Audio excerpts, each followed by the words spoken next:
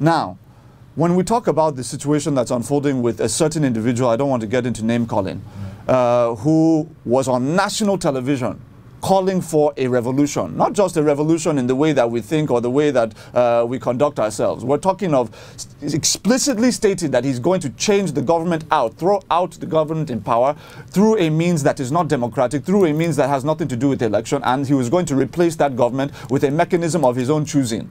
He's saying it on air, so it's verifiable, it's recorded, it's on YouTube. Go and watch it. Now, if you go into CNN now and say you're going to do that to Donald Trump's administration in the United States, you will not see that individual for 50 years. I don't care if he's 18 years old or 55 years old. You will not see him. And not only will you not see him, nobody will even talk about the person again. They will say, you've broken the law. It's a treasonable felony, or yeah, pay the price. That's what they do in the saner climes. Because, you know, so many times we say, in the US they're so free, in the UK they practice freedom and all that. In the US and the UK and all these places, they understand that freedom of expression has a limit. And the limit on freedom of expression is when it begins to infringe on the right of life that others have. So if you're calling for a revolution that cannot be bloodless, right, you're risking the lives of innocent people, and therefore that it should be the limit of freedom of expression in the country. And we need to understand that. Good morning, lovely viewers. You are welcome to Political Arena on Legit.ng Facebook Live. My name is Akiyemi Akinrujomo. I am your host. This is the show that tries to help you to understand important political situations across the country, and we bring to you top guests to be able to help you understand this matter. And today, we have such an important guest in the house. He is a professional colleague, a journalist, and the current Senior Special Assistant on Public Affairs to President Muhammadu Buhari. Pardon me. His name is Ajuri Ngalale. You are welcome. Thank you for having me. And even though I have the word special in my designation, I don't consider myself any different from any other Nigerian. I'm not too important. You have to mention the special assistant. No problem. All right, then. Now let's start with the first question that comes to mind of every Nigerian. Yeah. Does President Buhari even hear Nigerians? Does he feel the pulse of the nation? Does he hear when Nigerians speak? You are in the best position to tell us. Yeah, well, absolutely. First of all, the president has been very open about the fact that one of the things that affects his sleep at night is the fact that you have innocent civilians in some parts of this country, particularly the far northeast and some parts of the northwest, who are dying because of the incessant attacks we've had from insurgents, from bandits, etc.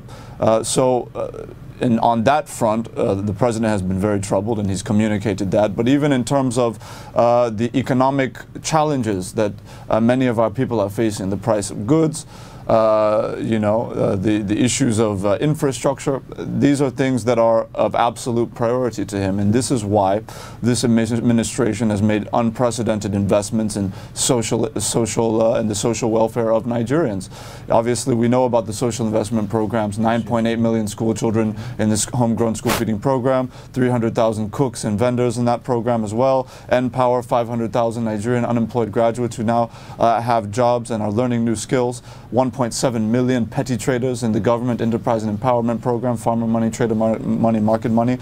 These are just to name a few, not to mention the unprecedented investments in infrastructure to alleviate the logistic sufferings of Nigerians around the country. So clearly, with his actions, Mr. President is very much concerned with the welfare of Nigerians, and he'll continue to do everything he can to work in the best interest of our people. Now, in the light of all the ones you've spoken, or what you said, now, what is the net level agenda going to be, given all these that you've reeled out, which are part of what we've seen in the last 4 years, the first term of the president?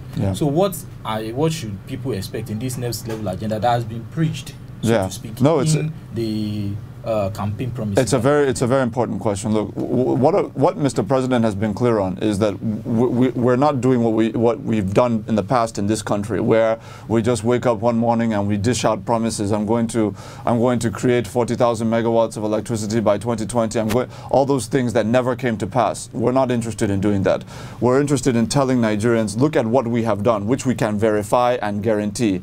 And we're telling you that on the basis of what we have done, we're escalating it to the next level, and we'll tell you where we're going to. So just for example, on the homegrown school feeding program, if we've done 9.8 in the first 4 years, then when we tell you we're going to do 15 million by 2023, it's believable. The trader money scheme is now going to evolve from the 1.7 million petty traders into what we're calling the People Money Bank. The People Money Bank is going to offer interest-free loans of up to 10 million Nigerians. 10 million Nigerians. That interest-free loan is going to have a ceiling of 1 million naira, which means that you're going to start at 100,000, you faithfully pay that back, 200, then 500, then eventually up to 1 million. And that's not just for the market space. That's for plumbers, tailors, carpenters, traders, KK operators, taxi operators. If you are a Nigerian citizen with a verifiable and auditable business, you are going to have access to that facility. But I know that one issue that Nigerians are very concerned about is power. What are we going to do to break the jinx in the power sector? From 2015 to 2019, what we had was we've gone from 5,000 megawatts generation to 7,000 megawatts generation. In transmission, we've gone from 5,000 megawatts to 8,000 megawatts. But Nigerians aren't feeling it because in distribution, which is the receiver and the distributor, we've gone from 3,500 megawatts to, we've actually gone backwards because of the rainy season. So we're still at 3,500 megawatts. But during the rainy season, it gets down to about 2,700 megawatts. And for those who don't understand the sector, if you generate 1 million megawatts and you can only distribute 2,700, it is only 2,700 that Nigerians will see.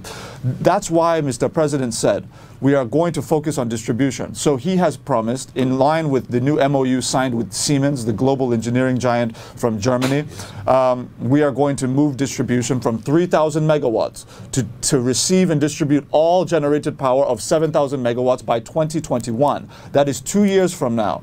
How are we going to do that? We have a government-to-government deal with Siemens. It is no longer a situation where you give the Minister of Power a whole bunch of money and he gives it to contractors. So we have a government-to-government deal, and they've already done a 6-month audit, 103 distribution projects around the country, and we have a guarantee that those projects will be completed by 2021. Okay, I agree. I understand the power one that you've mentioned. But coming back to given the economic situation, Nigerians are seriously interested in the economy. You talked about the issue of the new power bank.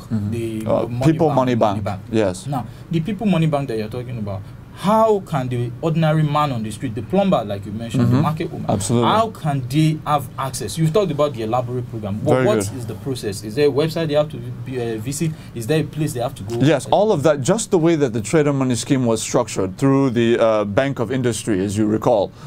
All that we ask our people is, first of all, you can't just wake up one morning and come and get the loan. You have to have already started your business. We need to know that you have a business. We need to know what your staff size is. We need to know that you're paying your taxes. We have to verify all of that to ensure that you've done the right things. Once you can prove all of that, then we now make sure that you have your BVN-linked bank account, so that it's not you go somewhere and you pick up cash, because obviously that would involve corruption. So we're giving it. We're sending it from the Federation account into BVN-linked bank accounts to ensure that there are no ghost employees, so to speak. But then what you're trying to say is this is leaving out people, the market women, so to speak, who have been getting market money, for instance. They No. They don't have company names. No. Let me tell you why that's false. The market women you're talking about, the 1.7 million petty traders you're talking about, all of them receive that money not in cash handout. They receive that money through BVN-linked bank accounts.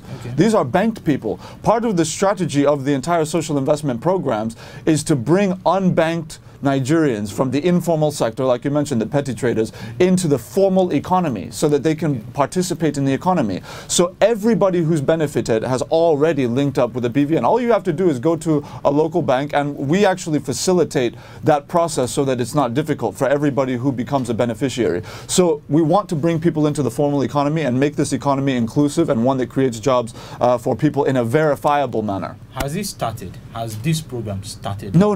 The People Money Bank has not yet started. Obviously, you still have to budget. You have to go through appropriation and all of that. We're just bringing out the 2020 budget. When that information comes out, we're going to share it to Nigerians, just as we did with the Government Enterprise and Empowerment Program. So they should expect an announcement on that shortly. Okay. Now let's talk about the government, the government and its perception before people on issues, for instance, about media. And even rule of law. Now, there have been complaints about certain ignoring of some rules, some court orders, right? And everything. And you know that we have to talk about that because it's a very big issue. Absolutely. Now, feel free. what is your take? how will you sell the government or explain the position of the government on this kind of matter? Because people want to know. And currently you have about 4 million or more than 4 million people waiting to hear this. See, this is interesting. This is where I think we get it wrong in this country. So many times when we talk to government spokespeople, the idea is you're doing image laundry. You're trying to make dirty people look clean. That is the idea, right? We need to move beyond that. It's an archaic way of thinking. What this position entails is to link government with the people and to link people with the government. Okay. What we have had for decades is this approach that essentially says government will come, whether in a military regime or civilian democracy, they will come, they will now issue information to people, and they expect people to just swallow it hook, line, and sinker. Whether you like it or not, you just take it. This administration is saying no more of that. We need to create a dialogue in this country so that our people understand that the policies being formulated and implemented are on the basis of their own contributions and inputs. So I'm a bridge builder between government and the people. So that's first. The second issue you raised about rule of law, very important question. People say, we're losing media freedom, that things are going backwards in terms of media freedom. My brother, I ask everybody who makes that claim, do you watch television programs in the morning, these morning shows on TV that you watch on the major networks? Do you not see people saying the president loves goats more than human beings? Do you not see people saying that the president is leading a Fulani conspiracy to take over Nigeria? Do you not see that the Nigerian army is committing genocide against one ethnic group or the other? These are things that people are saying with their mouths on national TV. None of these people are being detained. None of them are being arrested. None of them have gone one day to the DSS. So when somebody goes to the DSS, we should ask ourselves, what is it that this individual has done that these other people who are openly abusing the president on national TV, they're doing it and nothing is happening to them? So what is different here? We should ask that question. Now, when we talk about the situation that's unfolding with a certain individual, I don't want to get into name calling, who was on national television calling for a revolution, not just a revolution in the way that we think or the way that we conduct ourselves. We're talking of explicitly stating that he's going to change the government out, throw out the government in power through a means that is not democratic, through a means that has nothing to do with the election, and he was going to replace that government with a mechanism of his own choosing. He's saying it on air, so it's verifiable, it's recorded, it's on YouTube. Go and watch it. Now, if you go into CNN now and say you're going to do that to Donald Trump's administration in the United States, you will not see that individual for 50 years. I don't care if he's 18 years old or 55 years old. You will not see him. And not only will you not see him, nobody will even talk about the person again. They will say, you've broken the law. It's a treasonable felony, or pay the price. That's what they do in the saner climes. Because, you know, so many times we say, in the US they're so free, in the UK they practice freedom and all that. In the US and the UK and all these places, they understand that freedom of expression has a limit. And the limit on freedom of expression is when it begins to infringe on the right of life that others have. So if you're calling for a revolution that cannot be bloodless, right? You're risking the lives of innocent people, and therefore that should be the limit of freedom of expression in the country, and we need to understand that. I agree with you on certain things about the people saying different things and then leading to the. But the issue I really want to tackle on that matter is courts have given rulings. Now the rulings that the courts have given, how come that is the important aspect of the question I've asked. Now, what is the government? It's like a government for itself refusing to answer itself on what is important. So how thank you for asking that question. It's an important question. First of all, there are a few misconceptions in this area. On the situation of, for example, Sambo Dasuki and Sheikh El-Zakzaky, those are the two templates we have in terms of this administration. The Attorney General of the Federation was very clear that within the law there are certain exceptions, and there has been argument in the public domain between some SANs and the AGF to the effect that there are certain offenses that have to do with a conversation around whether or not those offenses can be treated as other offenses are treated. I think there are some questions that still need to be answered within that context. But using the other two as a template, let me be very clear. What has happened in the past is they will now say, this was the case certainly in Mr. Dasuki's case, just in a hypothetical, we'll say if there are 9 charges, because I don't know the amount of charges precisely right now. There were 9 charges. A court grants Mr. Dasuki bail on 3 of the charges. There are still 6 charges that have not been dispensed with, they have not been touched, right? Now, that order comes out, and Nigerians are saying, Nigerian government, why aren't you releasing this man? He has a bail order from a federal high court. Meanwhile, there are 6 other charges that have not been dispensed with, and nobody in the media is talking about the other 6 charges. All they're talking about is the one court order that only covered a few charges. Now, the individual that is being talked about right now, he has multiple charges. I have not read the judgment. I don't know whether all of those charges have been dispensed with or not. These are some of the specific issues that I think our media don't take enough time to wade into before they make judgments about whether or not this administration is adhering to the rule of law or not.